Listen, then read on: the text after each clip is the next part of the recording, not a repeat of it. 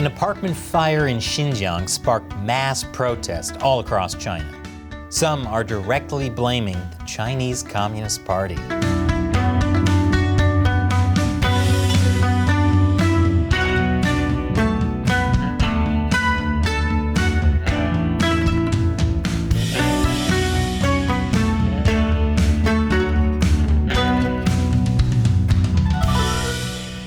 Welcome to China Uncensored. I'm Chris Chappell. Before we start off this episode, I want to let you know that YouTube is suppressing coverage of protests in China, even weeks after the fact. Our recent episode on the protests at Foxconn was age restricted, essentially killing the number of views. YouTube said it was because we showed some non-graphic footage of police beating an unarmed protester. And they wouldn't remove the age restriction unless we deleted or blurred out the footage.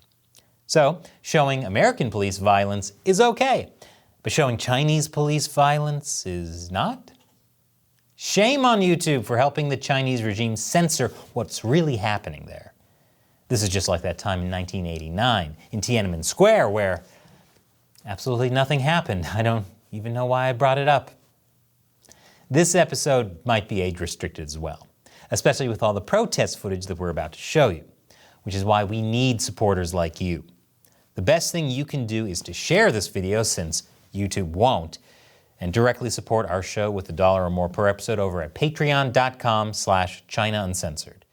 And if this video does get censored, you can still watch it without age restriction on Rumble or on Odyssey. So, the latest nationwide protests were sparked by an apartment fire in Urumqi, the capital of Xinjiang. That's where the mostly Muslim Uyghur minority live. The apartment fire killed at least 10 people, including 3 children. But those are the official numbers. The death toll is very likely much higher, according to people who lost relatives in the fire.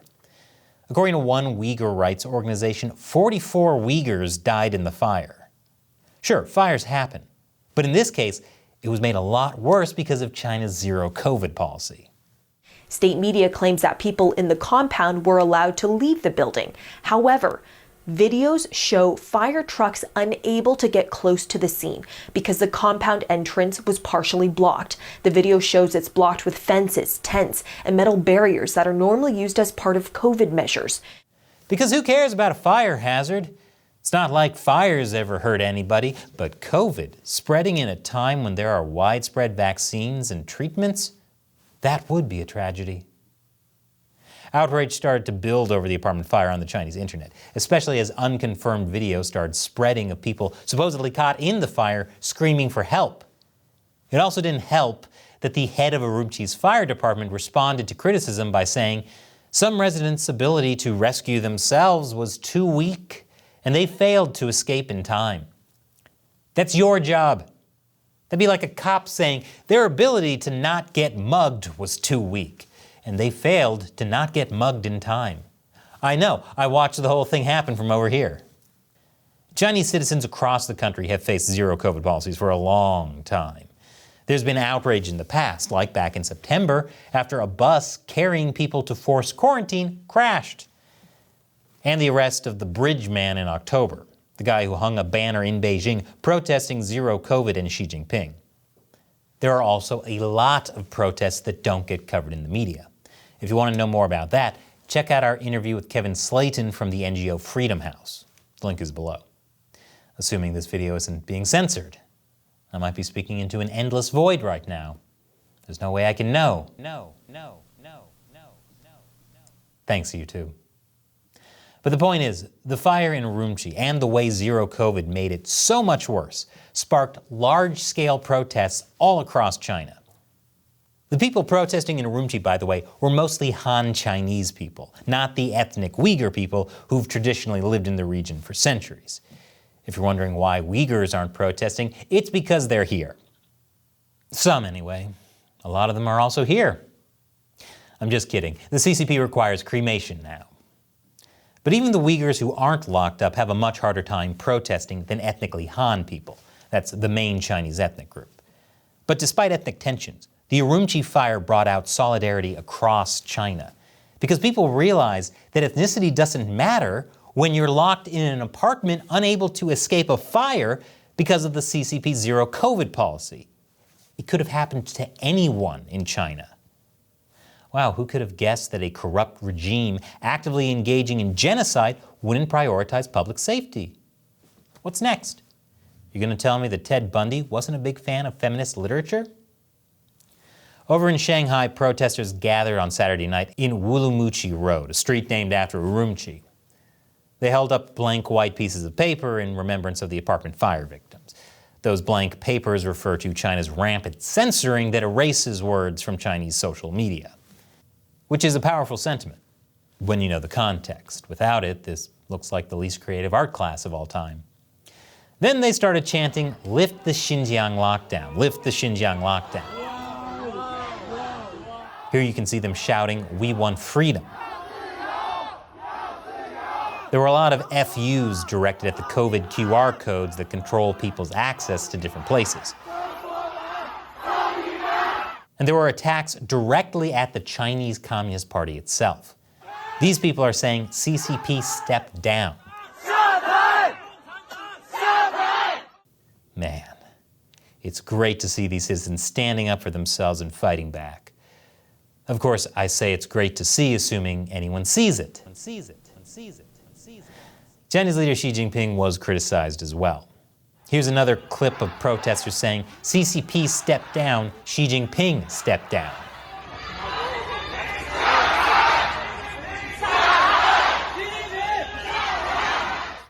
One witness recounted how police reportedly told people to go home and watch the World Cup. But given that the rest of the world is having a blast without COVID restrictions, that's probably making Chinese people even angrier. There were even protests in the Chinese capital of Beijing on Sunday night, which is very rare. People sang to mourn the Xinjiang fire victims. After police told them to stop chanting "no more lockdowns," people got creative and chanted "more lockdowns. I want to do COVID tests." Well played, people. Well played. Others marched while singing the Internationale, the socialist anthem associated with the Communist Party. Yes, it's a communist song, but it's also about rising up against your oppressors. That's brilliant trolling. That's like throwing eggs at Miley Cyrus while singing "Party in the USA." What do you mean this is rude? I'm clearly a big fan. Right now, I hope at least one member of the CCP is thinking, are we the baddies? Here at the Beijing Capitol Club, a 5-star mansion, people shout, "We don't want lies, we want dignity."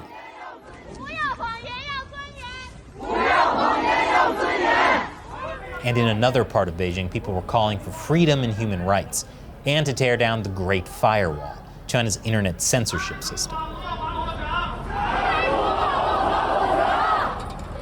Although I wouldn't hold my breath. Asking the Chinese Communist Party for freedom is like asking for caviar at Del Taco. But what you should understand is that these protests are a big deal, especially because students are playing a crucial role. More after the break. Welcome back. This isn't the first time Chinese people have protested the zero COVID policy. We've been showing you these protests all along. But the fire in Urumqi sparked something big, including among students, which are considered the most dangerous group in China. Remember the last time there were student protests? It was a serious crime, and not just against fashion. There were also simultaneous protests across China, which hasn't really happened since 1989. Here you can see students this past weekend at Tsinghua University holding up papers in protest. Tsinghua is like the MIT of China. Students chanted freedom of expression, democracy, rule of law. Some of those papers had the Friedman equation, a play on the English words free man. So, nerds with courage. Students also protested in Xi'an and Nanjing. The principal of Nanjing University came out to tell them, "You'll pay for this." Yeah, they already know that. College is all about having to pay through the nose. Aside from mass public gatherings, students have been protesting by posting messages on walls. This one, for example, is at the Central Academy of Drama in Beijing. It says, "Give me liberty or give me death," a reference to the American revolutionary Patrick Henry. The same message was painted onto a wall at Shanghai Theater Academy. These protesters are such drama queens, especially since it's obvious that the CCP would respond, "Liberty or death?" Death, obviously. I mentioned in an earlier episode how protesters have also been scrawling messages in bathrooms because there's no surveillance inside. Here's one in the men's bathroom at Beijing Institute of Fashion Technology with the message, "People, rule by law, freedom," which is a way more poignant message than the last thing I saw scrawled on a bathroom wall. And yes, that's my home bathroom. My roommate Carl is the worst. Protesters across the country demanded that lockdowns be lifted, like here in Guangzhou. In Wuhan, where the COVID pandemic started, people dismantled barricades. Here in Lanzhou, you can see people overturning a COVID testing booth. Even residents in Urumqi, where the apartment fire took place, pushed through barricades and sang the national anthem in protest. Although at this point, I don't know if it's a protest or fire safety. Who's too weak to rescue themselves now, you lazy fire chief? Chinese authorities, of course, are clamping down. Many protesters were taken away by the police, some by cops in plain clothes. Not even foreign journalists are safe. Here you can see BBC journalist Edward Lawrence being arrested during the protests in Shanghai as people yell for the police to release him. The Urumqi road sign was also removed, presumably because the CCP doesn't realize people have maps on their phones. If we remove the road sign, then no one will know where to protest. This plan is foolproof. And people are being arrested seemingly at random, even after the protests. And in the days after the protests in Beijing and Shanghai, police vans filled the streets instead. All this is grabbing the attention of people around the world. Protesters in front of the Chinese embassy in London also called for Xi Jinping to step down. There were also protests in Canada, the US, and Australia. Even some brave souls in Hong Kong. Some are optimistic about the protests in China, saying that they're the start of an unstoppable revolution. Of course, the Chinese regime is trying to cover it up. On Twitter, tons of Chinese bots suddenly started spamming searches for the Chinese names of cities where there were protests. Instead of protest videos, you just found ads featuring attractive Chinese girls, as well as other nonsense ads. That's as devious as it is brilliant. This would be like if a teenage boy asked why his father missed his baseball game and the dad threw a pile of Playboys at him. I'm still mad, but I'm suddenly distracted for some reason. But will these protests be the big one that takes down the Chinese Communist Party? Probably not. The Communist Party continues to have firm control over the police, military, elites, and institutions like the media and education system. Plus, they have ads with pretty goyles. They're nearly unstoppable. It also certainly doesn't help that foreign businesses like Apple continue to bow to the CCP. But that doesn't mean the protests don't mean something. It's exposing the rot inside the Chinese Communist Party to both Chinese people and the rest of the world.